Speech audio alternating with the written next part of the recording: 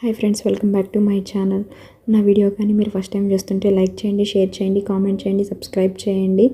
ఈరోజు నేను cleaning vlog share చేస్తున్నాను.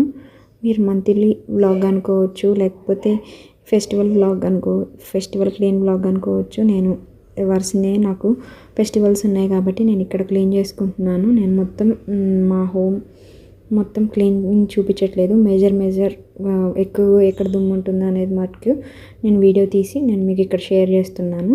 ఇక్కడ వచ్చేసి మా టీవీ యూనిట్ ఉంది. ఇక్కడ నేను టీవీ యూనిట్ దగ్గర ఉన్న చిన్న చిన్న బొమ్మలు వాటిని అన్నిటిని క్లీన్ చేసుకుంటున్నాను. మా ఇంట్లో వేసిన డోర్లు వేసినట్టుగానే ఉంటాయి, వేసిన కిటికీలు వేసినట్టుగానే ఉంటాయి. అయినా కానీ ఇంత దుమ్ము ఎక్కడి నుంచి వచ్చిద్దో అర్థమే కాదు.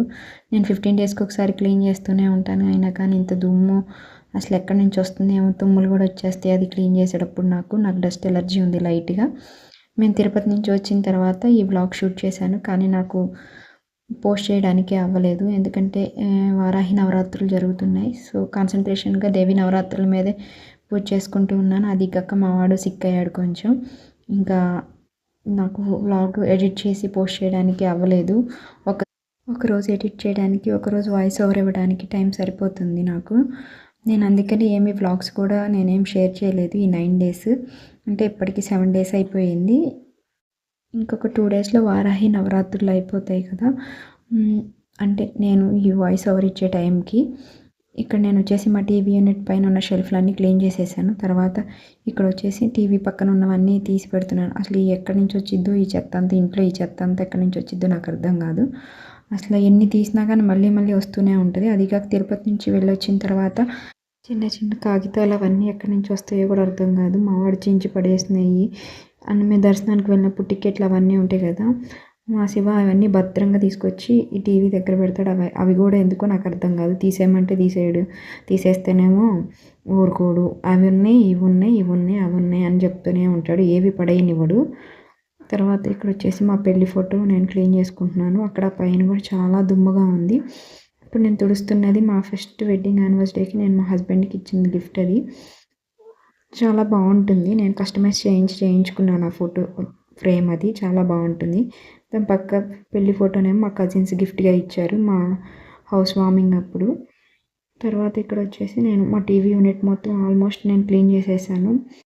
మెయిన్ ఏరియాస్ ఉంటాయి కదా, అంటే రోజు క్లీన్ చేయాల్సినవి. నేను అంతకుముందు 2 డేస్కి ఒకసారి టీవీ యూనిట్ అదంతా తుడిచేదాన్ని, కానీ ఇప్పుడు అసలు మా వాడితో నాకు అస్సలు కుదరటం లేదు. 15 డేస్కి ఒకసారి క్లీన్ చేసుకుంటున్నాను. తర్వాత ఇక్కడ ఈ పైన కూడా ఏదో చెత్త ఉంది, అవి కూడా తీసి పడేస్తూ ఉన్నాను. ఈ ఫ్లవర్ వాస్ తుడిచినాక ఏంటో దుమ్ముగా ఉందని చెప్పి నేను మళ్ళీ క్లీన్ చేస్తున్నాను. బ్యాక్గ్రౌండ్లో మా వాడు ఆడుతున్నాడు, అవే సౌండ్స్ వస్తున్నాయి. మా వాడిని పక్కన పెట్టుకుని నేను వాయిస్ ఓవర్ ఇస్తున్నాను. వాడికి ఒక గ్లాసు స్పూన్ ఇస్తే దాంతో కొట్టుకుంటూ ఆడుతున్నాడు. ఇక్కడ వచ్చేసి నేను టీవీ యూనిట్ అండ్ మా హాల్లో ఉన్న బెడ్ అదంతా క్లీన్ చేసేసుకున్న తర్వాత ఇక్కడ నేను కిచెన్లోకి వచ్చాను. ఇక్కడ మాకు చాలా దుమ్ము ఉంటుంది. నేను ఈ ఏరియా వారానికి ఒకసారి క్లీన్ చేస్తూనే ఉంటాను, అయినా కానీ దుమ్ము పడుతూనే ఉంటుంది. ఇక్కడ నేను కిచెన్ మెస్ ఒకటి ఓపెన్ చేసి ఉంటాను కాబట్టి ఇక్కడ కొంచెం దుమ్ము ఎక్కువగానే పడుతుంది. అక్కడ నేను డ్రై ఫ్రూట్స్ ర్యాక్లో డ్రై ఫ్రూట్స్ పెట్టుకుంటాను అక్కడ. తర్వాత ఇక్కడ వచ్చేసి నా కిచెన్ పక్కనే నేను ఇదొకటి ఇనుప స్టాండ్ లాగా తీసుకున్నాను. ఇది చాలా బాగుంది. ఇక్కడ వచ్చేసి నేను మిక్సీ మాబులేటర్ ఇక్కడ పెట్టుకుంటాను. దీని మీద కూడా చాలా దుమ్ము పడింది. ఇది కూడా క్లీన్ చేసుకొని పేపర్స్ మార్చుకుంటున్నాను. ఇవన్నీ రెగ్యులర్గా క్లీన్ చేసుకోవాల్సిన ఏరియాస్, బట్ కానీ నాకు కుదరటం లేదు. 10 డేస్కి ఒకసారి, 1 వీక్ ఒకసారి చేస్తున్నాను. అంటే ఇంకా ఎలాగో ఫెస్టివల్స్ వస్తున్నాయి కదా, నేను 10 డేస్ నుంచి క్లీన్ చేయలేదు. ఇప్పుడు వారాహి నవరాత్రులకు ముందు క్లీన్ చేసుకున్నాను నేను, కాకపోతే ఎడిట్ చేసి పోస్ట్ చేయడానికి అవ్వలేదు. ఇప్పుడు ఏకాదశి శ్రావణ మాసం వస్తుంది కదా, ఎవరికైనా మోటివేషన్గా ఉంటుందని నేను ఈ వీడియో ఇప్పుడు ఎడిట్ చేసి పోస్ట్ చేస్తున్నాను. తర్వాత నేను ఇక్కడ వచ్చేసి మిక్సీ కూడా క్లీన్ చేసుకున్నాను. పుల్లెటర్ కూడా ఇదే స్టాండ్లో పెట్టేసుకుంటున్నాను. క్లీన్ చేసిన తర్వాత ఆ క్లీనింగ్ ప్లేస్ మొత్తం చూసుకుంటే ఎంత బాగుంటుందో. ఓసిడీ ఉన్న వాళ్ళకే అర్థమవుతుంది అది. నాకు అసలు చాలా ఓసిడీ. నేను చాలా నీట్గా మెయింటైన్ చేసుకుంటాను. నేను ఇక్కడ వచ్చేసి కిచెన్ కింద ఉన్న కబోర్డ్ కూడా మొత్తం క్లీన్ చేస్తున్నాను. స్పూన్స్ కూడా అవన్నీ తీసి సర్దుకుంటున్నాను. అక్కడ కూడా అన్ని పేపర్లు అవన్నీ మార్చేసాను. ఇంత క్లీన్ చేసినా కానీ బొద్దింకలు వస్తూనే ఉంటాయి. నేను మా కిచెన్లో అన్నీ క్లీన్ చేసుకుంటూ ఉన్నాను. ఇక్కడ మా బాబు ఒకసారి ఏడిస్తే అటు వెళ్ళి వాడిని కొంచెం ఆడించుకొని తీసుకొని వచ్చాను.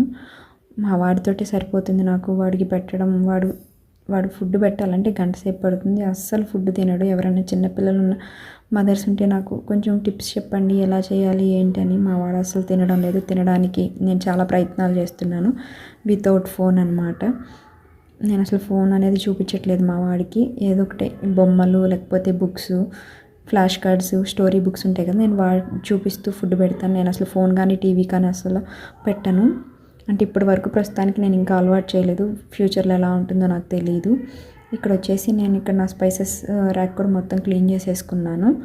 ఇక్కడ ఉప్పు ఏవేవి అవసరం ఉంటాయో అవన్నీ సర్దుకుంటున్నాను. మా వాడి ఉగ్గు అవన్నీ కూడా అయిపోయాయి. ఓట్స్ పౌడర్, సగ్గుబియ్యం పౌడర్ అన్నీ, అవి కూడా ఒకసారి రోస్ట్ చేసుకొని పౌడర్ చేసుకోవాలి. తిరుపతి నుంచి వచ్చాక అన్నీ అయిపోయాయి. అన్నీ క్లీన్ చేసుకున్నాను. ఆ గ్లాస్ బాటిల్స్ అన్నీ. ఇక్కడ వచ్చేసి రాగి జావ పిండి అయిపోయింది, రాగి పిండి. అది కూడా ఫిల్ చేస్తుంటే కింద పడిపోయింది. అదొక పని, మళ్ళీ అదొకటి క్లీన్ చేసుకోవాలి. ఈ కబోర్డ్ పైన ఒక చిన్న ప్లేస్లా ఉంటుంది మాకు. ఇక్కడ నేను మా వాడి టానిక్స్, టాయ్స్, అంటే రెగ్యులర్గా వాడే డైపర్స్ అన్నీ నేను అంటే హ్యాండీగా ఉండేలాగా పెట్టుకుంటాను. అక్కడ కూడా కాగితాలు అవన్నీ ఉంటే అవి కూడా తీసి పడేస్తున్నాను. అపార్ట్మెంట్లో ఉంటే డిసడ్వాంటేజ్ ఏంటంటే కింద పార్కింగ్లో బండి సౌండ్లు, కార్ సౌండ్లు అవన్నీ వస్తూనే ఉంటాయి. నైట్ టైం వాయిస్ ఓవర్ ఇచ్చినా కానీ ఇది కొంచెం 300 ఫ్యామిలీస్ ఉండే అపార్ట్మెంట్ కాబట్టి కొంచెం కష్టంగానే ఉంటుంది. సౌండ్లు, పిల్లల అరుపులు, మధ్యాహ్నం అయితే పిల్లల అరుపులు అవన్నీ ఉంటాయి. నైట్ అయితేనేమో కార్ సౌండ్స్ ఇవన్నీ ఉంటాయి. వాయిస్ ఓవర్ ఎప్పుడు ఇవ్వాలో నాకు అర్థం కావట్లేదు. కొంచెం డిస్టర్బెన్స్గా ఉంటే కొంచెం బేర్ చేయండి. నేను అప్పటికి చాలాసార్లు చాలా టేక్స్ తీసుకొని చెప్తున్నాను, బట్ కానీ ఇంకేం చేయలేను నేను.